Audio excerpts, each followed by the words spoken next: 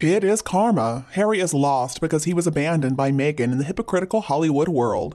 When Harry and Meghan ran away from the UK, they claimed that they wanted privacy, and they wanted to be financially independent. They didn't want to rely on Harry's family for money anymore.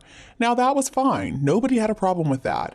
But these days, we hear so much more about them than we ever did when they still lived in the UK. They're always doing something to try to outshine anything the royal family does so that they can always be in the headlines. Harry and Meghan, here is a little hint. If you really want privacy, then maybe stop telling people where you're going to be and who's going to be with you, and then you can finally have the privacy that you are, or more likely, are not really wanting. The two of them get so frustrated when there aren't enough people there to cheer them on. Well, alright, I got another idea. Maybe you can just stay inside, close the windows, close the blinds, lock the door, and give your staff a day off, and then nobody will see you or hear about you because only you are there. But a source, as I said before, explains that Harry feels uncomfortable with showbiz life. Well, alright, just because Harry is married to this horrible actress and is living in Southern California, that is not the same thing as living a showbiz life. What is he talking about? Or maybe I'm missing something. For example, last time I checked, neither of them have ever been invited to the Emmys or the Academy Awards, and those two events basically define who is in and who is out in Hollywood. I mean, has Meghan herself ever really graced a red carpet in her own right? I do chuckle every time I remember that the Moroccans would not allow Meghan to walk on the red carpet next to Harry because she was not considered to be royal enough, or really enough of anything for that matter. Now, judging by the look on her face, she felt humiliated. Classic Meghan sourpuss face. I almost felt her pain, but I still didn't care. Meghan and Harry try to convince everybody that they're these humanitarians, but they only care about themselves. They only care about getting money for themselves. And I assume that is the essence of being a couple of grifters. In their case, it means trying to scam the royal family into giving them money after they already ran away from the royal family, and then scamming anybody and everybody they can find in the US who's gonna throw them a few pennies, while complaining that the royal family decided to cut them off. They had to sign those deals with Netflix and Spotify just so they could pay their security people. Oh, yeah, I know, life is so unfair.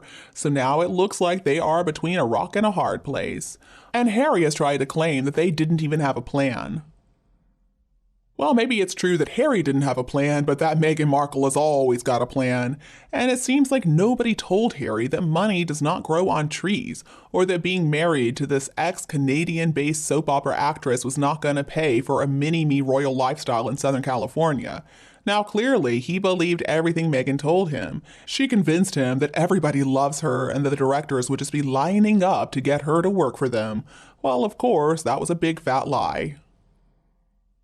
And now, after signing with WME and trying to create a new image for herself, Meghan is now scrambling to find a way to differentiate herself professionally from Harry. She's convinced that it's actually her that people want.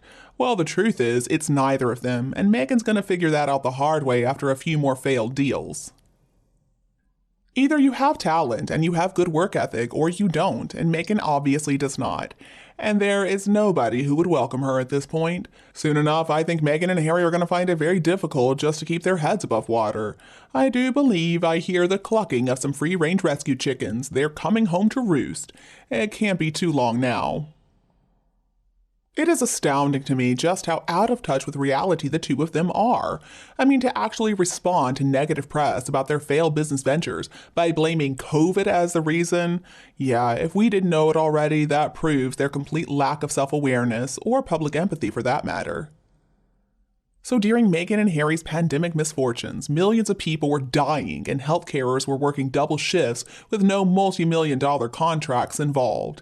Meghan and Harry chose to walk away from a very cushy, all-expense-paid Windsor housing estate and luxurious lifestyle vacations, and they did that supposedly to pursue a career in the US.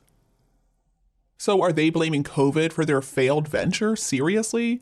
Actually, in my opinion, COVID is the big reason that this pair of con artists managed to seal $230 million worth of deals in the US, because both home entertainment giants Netflix and Spotify were doing so great during the pandemic lockdown, when public entertainment venues, restaurants, and all that stuff were shut down.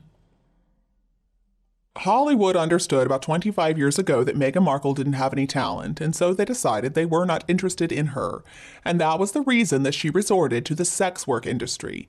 That's when Meghan started working on yachts, she started acting in some porn movies, and she also began her career as a Soho House room host. She had to do that to pay for her lifestyle and all her cosmetic surgeries too. So they were never going to offer her a big movie role with or without a title. And ever since lockdown came to an end over a year ago, there have been so many Hollywood award ceremonies and VIP parties, but Meghan and Harry have never once appeared on the red carpet or on a guest list.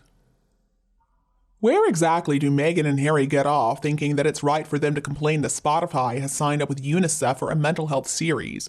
Neither one of them is a mental health expert, and only actual sufferers of mental illness who have had positive outcomes, like ex-drug and alcohol addicts who have turned their lives around through professional counseling and support systems, should possibly become role models for mental health. But Meghan and Harry are still completely insane, and Harry, at least, is still completely addicted to drugs. They've got nothing positive to offer society. At this point, I think their best bet would just be to sell that McMansion and move to a place they can actually afford, where they can promote a simple, self-sufficient lifestyle in the manner of King Charles's ventures with organic permaculture. They live in California. I mean, they could have an avocado or citrus orchard, and maybe they could have some horses too. There are so many opportunities for ground roots productive lifestyles. They have completely ruined their images in pursuit of fame and fortune, and also greed, the root of all evil and corruption. And I don't believe that any good could possibly come from any of that. So I hope that investors are learning a lesson about bad karma that comes from favoring the talentless, wealthy, and privileged over hard-working, talented people who appreciate things and actually work hard to give their best when opportunity comes a-knocking. Unfortunately, it seems that we live in a world where the titled, rich, and famous are treated more equally than the rest of us. This is a great argument for removing their titles, and soon. Netflix is equally at fault. They're going to be changing their strategy, I'm sure, after the recent events. I mean, seriously, with all the help they've got available, how much effort does it really require to create or produce content that's going to be both productive and profitable? I mean, if I had the resources available to me, I think I could do it. How much effort does it take for the two of them to do something constructive and meaningful? If I were Harry, I would come up with all kinds of creative ideas which are conducive to the world of media, especially with the support, the manpower, and also the financial resources of this blue chip behind me. They're just a couple of lazy bums who are allergic to hard work. They lack any sense of creativity, and they lack all business sense too, and that's exactly what makes them such a huge burden. I mean, accountants want assets on their balance sheets. They don't want to have to deal with a couple of liabilities like the two of them. And yes, I think Meghan Markle is more to blame than Harry is. She misled him from the very beginning that the Sussex brand would be a dominant force that would also be so sought after. Their performance in that interview with Oprah was a big mistake, and that caused audience perception to alter. That, though, is another story for another time.